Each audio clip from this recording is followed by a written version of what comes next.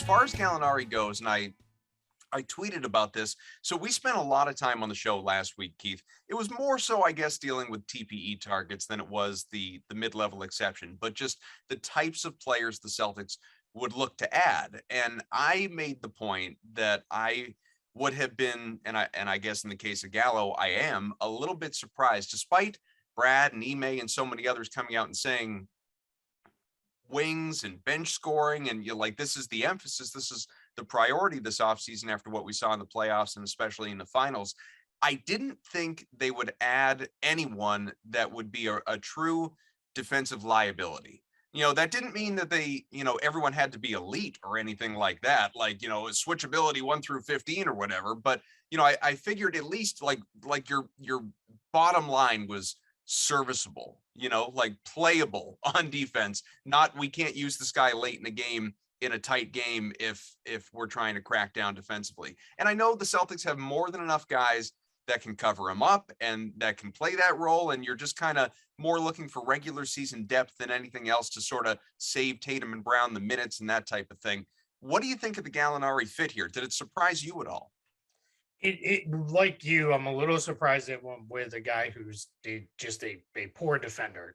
Let's call it what it is. He's not going to stop anybody. And you're right, they can work around him, they can hide him. They've done a good job with other poor defenders at times. So I'm not overly concerned about that part because I think he's mostly going to be in the game against second units, and his job is going to be score more than you give back. Right. And the other 4 guys will focus on the give back part. You hang in there, and they've got to get Tatum and Brown's regular season minutes down. Ideally, you want those guys down in the 35 range instead of around 40 in the regular season. And this helps with that. We saw the offense throughout the course of the regular season, but also in the playoffs, really it came to light. They would just grind to a halt at times when the second unit was in the game. And part of that, I think Ime will balance his lineups a little bit better, but I think part of it too is just getting another shooter score. And Brad said, shooting with size, that's been something, he's mentioned. I think Celtics fans should remember Gallo destroyed them. Yeah. Hit 10 3-pointers in a game on them and scored 38 points, recently. So that's a thing. He's not quite the off the dribble guy he once was. He's still pretty good there, but he was once really good off the bounce, and he was really good at drawing fouls. A little bit more standstill now than he was, but it's a guy's going to shoot in the high 30s, maybe even 40% from 3. Still rebounds okay at his position. He doesn't pile up assists, but he gets how to pass. He's a willing ball mover. So I think this is a pretty good fit. It's funny because I see people being like, yeah, but he can't do this, he can't do that. And I think the reality is when you're talking about a taxpayer mid-level exception signing, and I know we're going to get into minimum signings later, if you can do everything, you're not available for that kind of money. Yeah. Right. So that's another thing that I think gets a little overlooked with this. But yeah, it's one of those ones where I'm not jumping up and down and getting ready to plan a parade, but I don't think this hurts the Celtics at all. And you know what? If it doesn't work out, much like Dennis Schroeder, you move on from him midseason by the trade deadline. I do want to shout out our producer and often host, Evan Valenti, he's producing today, but he's not on here on this particular show with us. He was spending a lot of time tweeting at Danilo Gallinari last night, all the different places he can go in the North End, get some food, Italian roots, anything to try and make him comfortable. I don't know if he saw those mentions, if that swayed his decision at all, probably not, but nevertheless, shouts to Evan for playing his role. And I have to imagine that Brad Stevens got a congratulatory text from Danny Ainge, because this was a years-long project to put Danilo Gallinari in a Celtics uniform, and Brad was finally the man that pulled it off.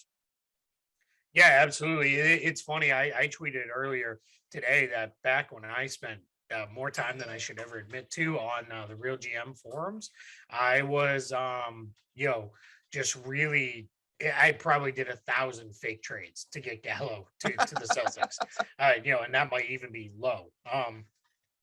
So it's, now, yeah, that was 6, 7 years ago. It was a different Gallo then, Sure. but I really, this is somebody, yeah, we know they've had their eye on him a couple times in free agency and trades. It looked like they might maybe move on him, and it just never really worked out. So yeah, I wouldn't be surprised at all, like you said, if Brad got a text from Danny saying, "Hey, you finally pulled it off." It's it is something to celebrate for sure.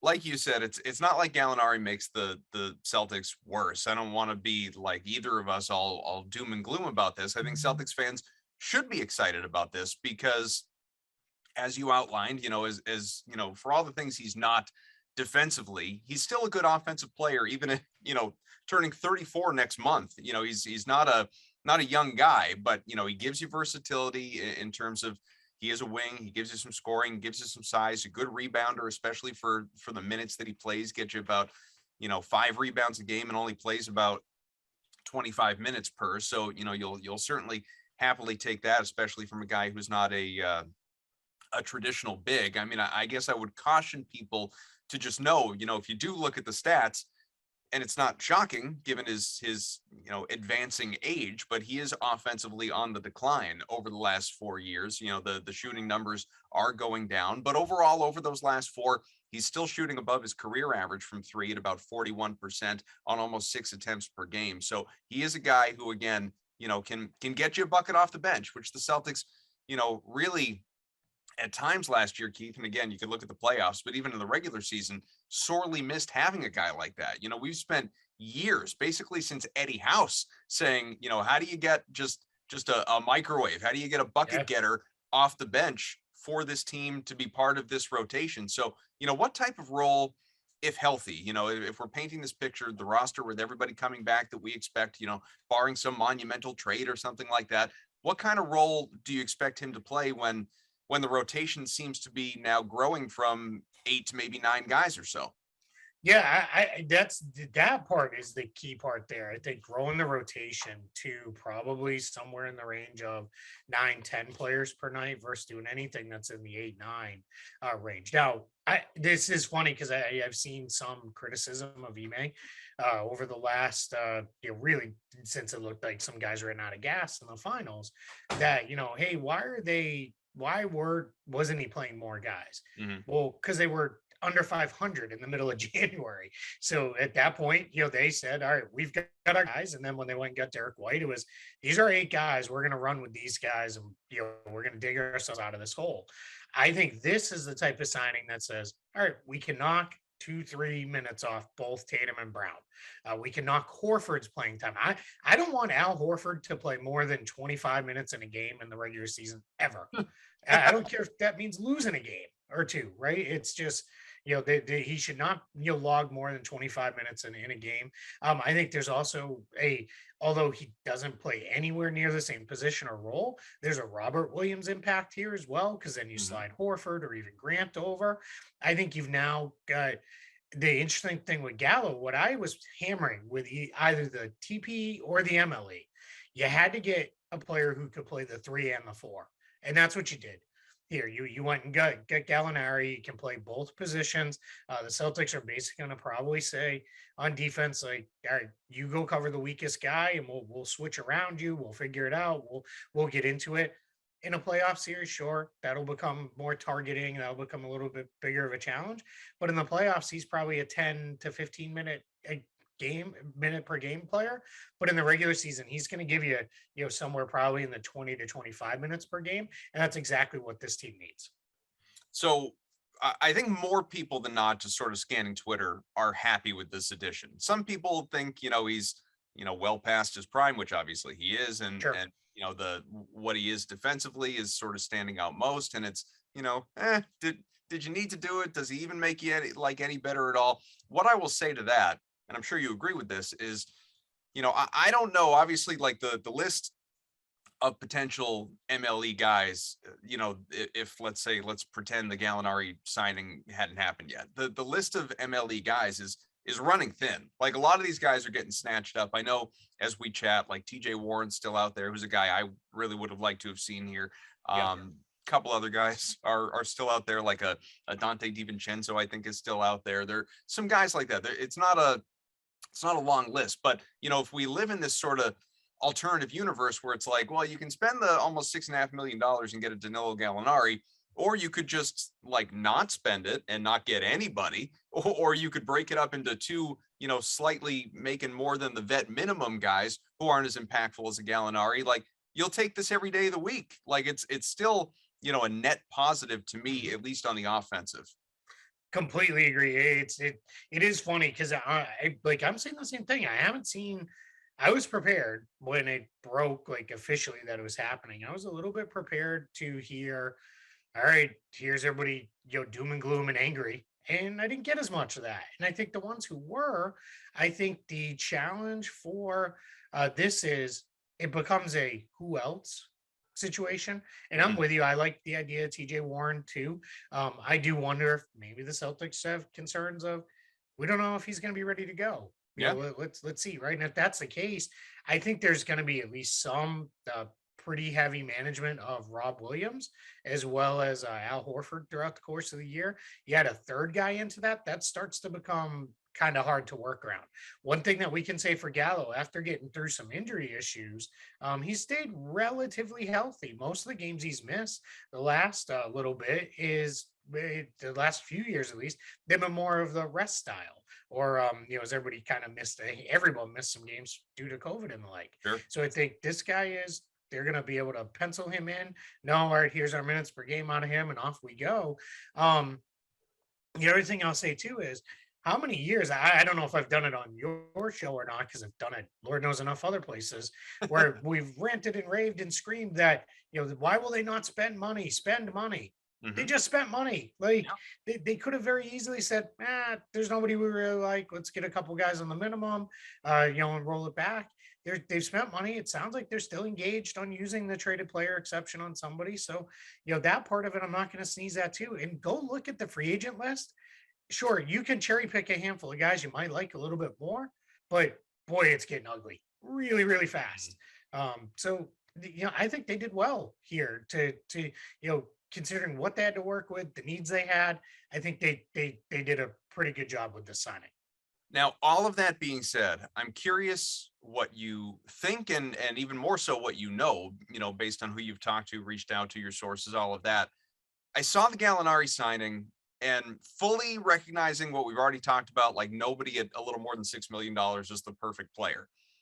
I just don't believe, and this is not like informed, this is just my gut.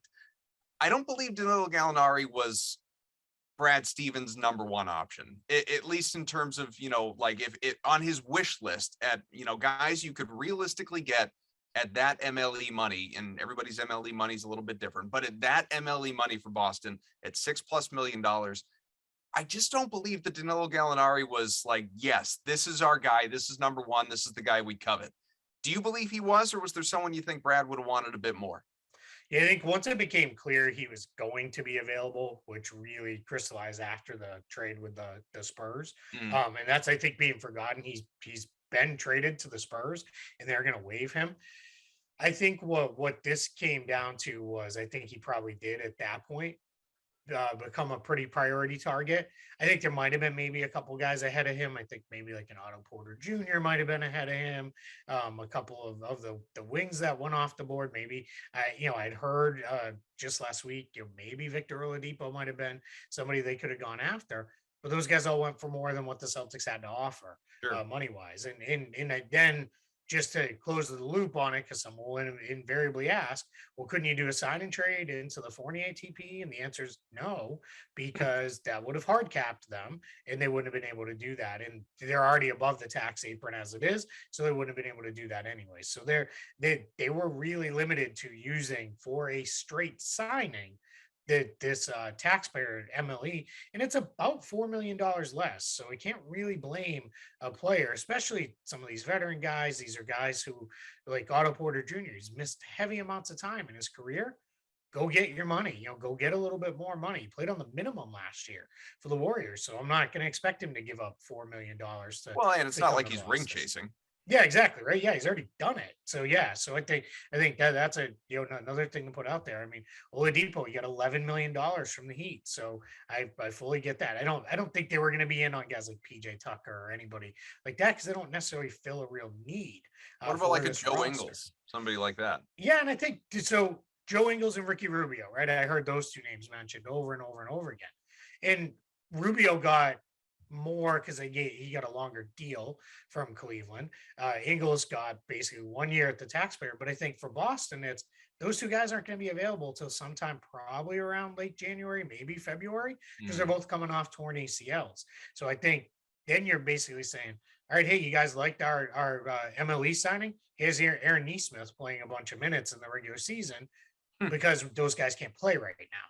And mhm, that's, and I'm not against the Aaron Neesmith playing thing because if he's still on the roster, I'd like to see him get a reasonable shot. That's a whole other topic.